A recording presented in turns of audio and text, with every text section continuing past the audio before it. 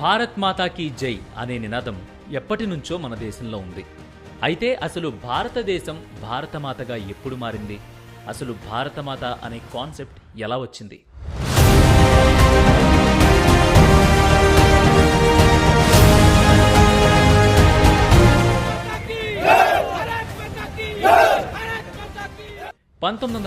సంవత్సరం బ్రిటిష్ పరిపాలనలో భారతదేశం నలిగిపోతున్న సమయం అది.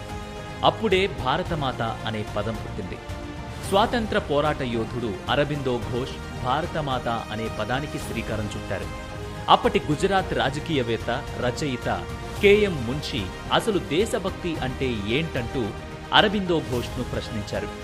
దానికి సమాధానంగానే బ్రిటిష్ పాలనలో భారత మ్యాప్ను చూపిస్తూ ఇది భారతమాత చిత్రం.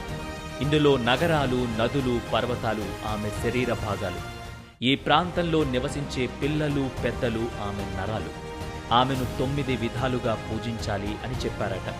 కాగా ఆయన వ్యాఖ్యలే భారతమాత అనే కాన్సెప్ట్కు నాంది పలికాయి. కాళీ, దుర్గా, చండీలను బెంగాల్ ప్రజలు ఎక్కువగా పూజిస్తారు. అదే ధోరణిలో బెంగాల్ సాహితీవేత్త అయిన అరబిందో ఘోష్ ఆ సాహిత్యం ద్వారానే భారతమాతకు దేవతా రూపాన్ని అందించారు.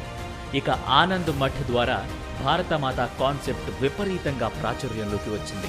అదే సమయంలో దుర్గాదేవిని ఉద్దేశించి బకించంద్ర చటర్జీ రాసిన వందే మాతర గీతం భారతమాతకు సరిగ్గా సరిపోయింది. దాంతో మరింత ప్రచారం లభించింది. వందే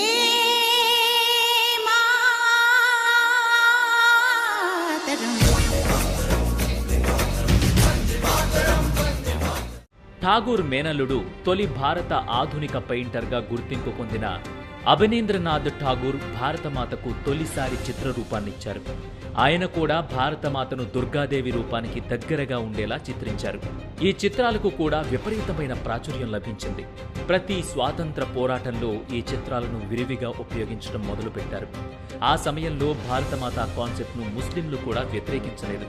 ఇక రాను రాను భారతమాత రూపంలో మార్పులు చేస్తూ వచ్చారు. భారతమాతకు 10 చేతులున్నట్లు, సింహంపై స్వారీ చేస్తున్నట్లు చిత్రించడం మొదలుపెట్టారు. వారణాసిలో, మహారాష్ట్రలోని దౌలతాబాద్లో, హరిద్వార్లో ఆలయాలు కూడా నిర్మించి పూజించడం మొదలుపెట్టారు. అలా అప్పటి నుంచి మన భారతదేశం భారతమాతగా రూపుదిద్దుకుందన్నమాట. మరి దీనిపై మీ అభిప్రాయం ఏంటి? అలాగే ఈ వీడియో మీకు ఎలా అనిపించింది? ఇలాంటి మరిన్ని ఇంట్రెస్టింగ్ విషయాల కోసం వే2న్యూస్ యాప్ని ఇన్స్టాల్ చేసుకోండి.